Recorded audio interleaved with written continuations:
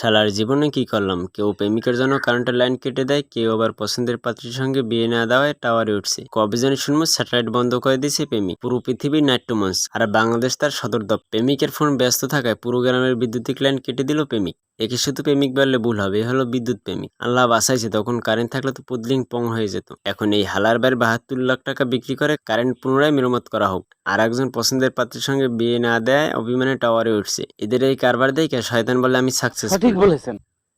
আগে শুনতাম প্রেমের মারা জলে ডুবে না, এখন দেখি প্রেমের মারা কারেন্টও ভয় পায় না। এদেরকে কোনো সাধারণ ছেলে ভাববেন না, এরা হচ্ছে পুরোই পাগল। অনেক মেয়েরাই কমেন্টে লিখছে, আহারে এমন প্রেমিক থাকলে জীবন ধন্য হতো। হেদি তো বুঝে না, বিয়ের পর কথা না শুনলে সে রকও কাটতে পারে। আসলে এর সমাধান মির্জা ফখরুল দাদুর মতে এই সমস্যার একমাত্র সমাধান দ্রুত নির্বাচন।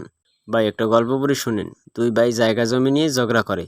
এক ভাই কুয়েত চলে যায়, আরেক ভাই সুদান চলে যায়। যে ভাই সুদান যায় সে কিছুদিন পরে দেশে ফিরে আসলে তাকে সবাই সুদানি বলে ডাক। কিছুদিন পর এই সুদান ফেরত লোকটি বিয়ে করেন এবং তার একটি ছেলে হয়, আর সবাই তাকে সুদানি ফুত বলে ডাক। এবং সেই সুদানি ফুত হল এই সাংবাদিক। এই ধরনের মিডিয়াদের কোনো কাজ কাম নেই, শুধু এগুলো নিয়ে ব্যস্ত থাকে টাকা কামানোর জন্য। বাংলাদেশের সাংবাদিকরা বাংলা খেয়ে নিউজ করে। আর এই পোলা হয়তো বিদ্যুৎ কোম্পানির লোক, বিদ্যুতের তার পরিবর্তন করতেছে, নয়তো কোনোভাবে বৈদ্যুতিক কাজের সাথে সম্পর্ক আছে। না হলে কোনো সাধারণ পোলাপান এরকম তার কাটতে পারবে না। নয়তো তিনি টেকনিশিয়ান, এখন প্রেমের বিষে ধরছে, তাই তারগুলো কেটে দিছে। এবার কাজের কথায় আসি। মানুষের মস্তিষ্ক কতটা বিকৃত হলে এমন একটা কাজ করতে পারে? এগুলোকে প্রেম বলে না, এগুলো হচ্ছে শয়তানের সবচেয়ে বড় ধোঁকা, নিজের জীবনকে ধ্বংস করার একটা মাধ্যম। আল্লাহ সবাইকে হেফাজত করুক।